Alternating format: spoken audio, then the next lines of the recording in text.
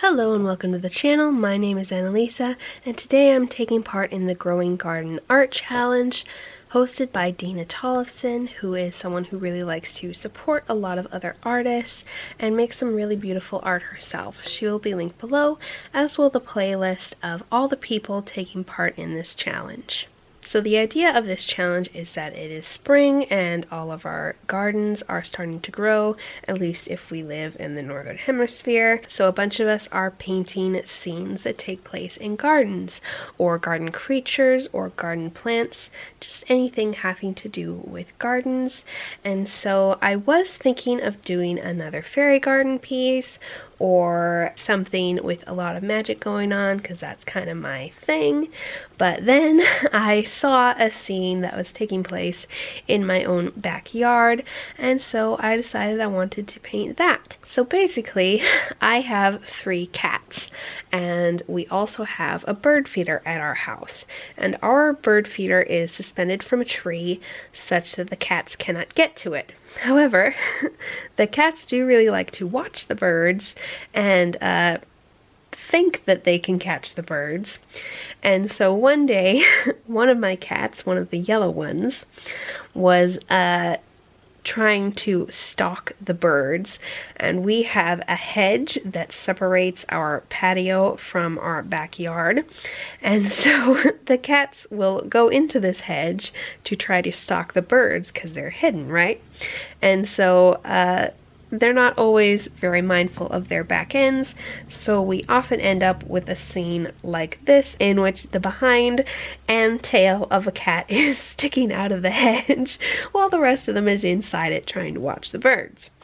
And so I just thought it was very cute to see my bright yellow cat sticking out of the hedge like this, and I've also really been enjoying the birds that have been hanging around our bird feeder, and so I thought that would be a great way to celebrate this art challenge. And so since I am doing this in my little sketchbook watercolor thing, I decided I want it to be another loose style without using a sketch beforehand, just letting my watercolors do what they would, which sometimes I really like a sketch, especially when I'm trying to do something that's like anatomically correct with a person. But since this was all plants and fairly small animals, I felt pretty comfortable doing it freehand, although you will see later on that I did mess up a little bit and would have been aided by sketching, because I decided later on that the foreground of the painting was too boring and I wanted to add some pots of flowers.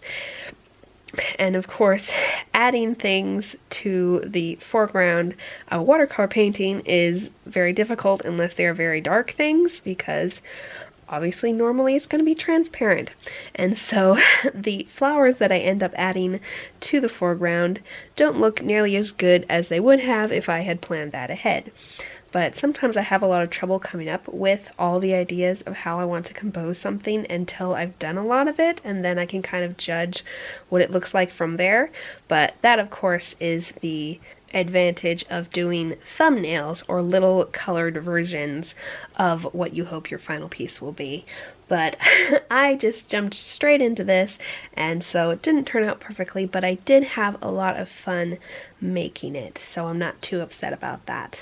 And so I worked in a lot of layers for this. I put down my vague sort of color blocking first, and I also did some more textured work on the hedge because I wanted it to be made up of a bunch of layers of leaves so that you would really get the texture, because this hedge is made up of a lot of small leaves. It's not an arborvitae hedge, it's one of those other types of hedges, and so in order to get that texture I needed to let my various layers dry so that I could put the next one down without it smudging all the others. And for the fence and the trees that are far away, I did those pretty vaguely, and then went in the next layer I added more small lines that kind of made the look of wood grain and bark, and I felt like that was a nice way of doing it so that I didn't have to try to make the exact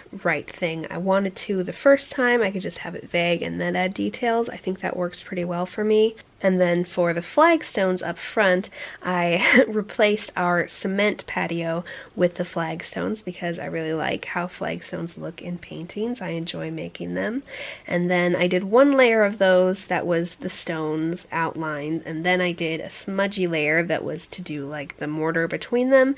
And then I felt like it was all smudged together a bit too much, so I added another layer to kind of distinguish the stones from each other. And for the birds, I wanted to a variety of the kinds that we see around here. So right now we don't have any goldfinches, or if we do, they aren't wearing their yellow plumage because goldfinches only wear that while they're in their mating season. So we have goldfinches other times of the year. We just can't tell them from the other birds as well because they are just brown. But we do get the goldfinches with their beautiful colors here some parts of the year, and I decided that since it is just a painting, not a photo, I can have whatever birds I want in it. And goldfinches are some of my favorites to see around here. They're so bright and pretty. At the moment, we have a lot of robins, doves, quail, and a bunch of little starlings and swallows, and some of the little bitty birds have these red chests and faces, which is really interesting. They don't just have a red chest, but it's up on their face, and it's really pretty. So I decided that the bird sitting opposite the goldfinch would be one of those, and then I did some blackbirds because we have blackbirds here, and then just a more nondescript little brown bird waiting in line because on our little feeder there are only 4 little feeding stations, and so often we'll have a couple of birds on there, but they like to give each other their personal space. So usually only a couple of birds will be feeding, and the rest of the birds will be perched in the tree branches around the bird feeder waiting their turn. And of course that's when the kitties like to go stick their heads through the hedge and watch the little birds. And so since I really enjoy quail and we have some of those around here, I decided to put one of them in the foreground because they are too big to eat off of our bird feeder, but they do sometimes eat it off the ground when the other birds drop it. And so I have this quail sitting behind my cat on the flagstones to kind of give you the idea that none of these birds are in any danger because my cat is an idiot. Some of my cats are pretty good at hunting, but none of them are very good at hunting birds. They are most expert at hunting mice, and at the moment they've been turning up a lot of moles. And so my dad's glad about that because they dig up holes and mess up his pasture, but it is a bit gross because they like to bring them up to our patio and show them off. Look, I'm such a great hunter, don't you want this wonderful present?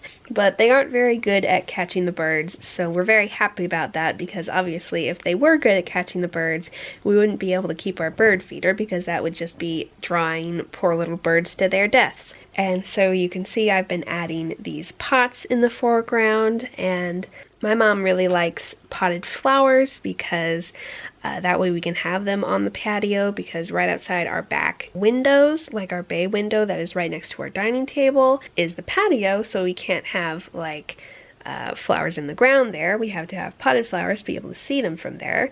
So we have lots and lots of potted flowers all over our patio. So I decided it would be nice to put some of them here. And the one on the right is supposed to be a begonia because I adore begonias.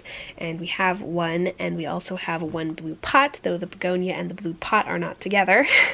And then I did this other brown pot that is full of pink petunias because I also really like petunias. They're very cheery, and we have some very nice light bright pink ones right now that I'm really enjoying. And then I just needed the final touches to try to make my foreground plants and pots opaque and give them some leaves and yellow centers. I feel like the yellow centers helped a lot to make them look more like flowers instead of smudges.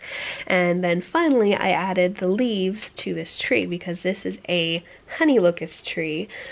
And honey locusts have these leaves that are sort of like, they have a green stalk, and then out of both sides of the stalk are little oval leaves that come out, and so they're very sort of spotty and give very pretty dappled shade, and I really enjoy this tree. It's a lot of fun, and it is a really nice shelter and place for the birds, and it's really huge now. It's about 25 years old. My parents planted it right when they got married, and so now it's this big huge tree, and it's like our family tree, and that's really nice. Although this year some of the seed pods from this tree got into my compost pile, and so now after we spread the compost pile all over my garden, there are itty bitty honey locust trees sprouting up all over the garden, and I'm having to pull them up because there's like hundreds of them.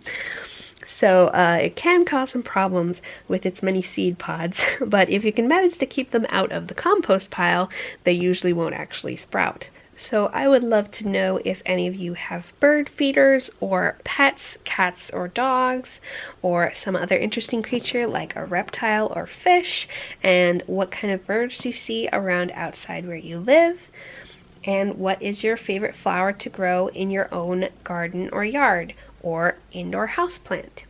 Thank you so much for watching, and I'll see you in the next video. Bye!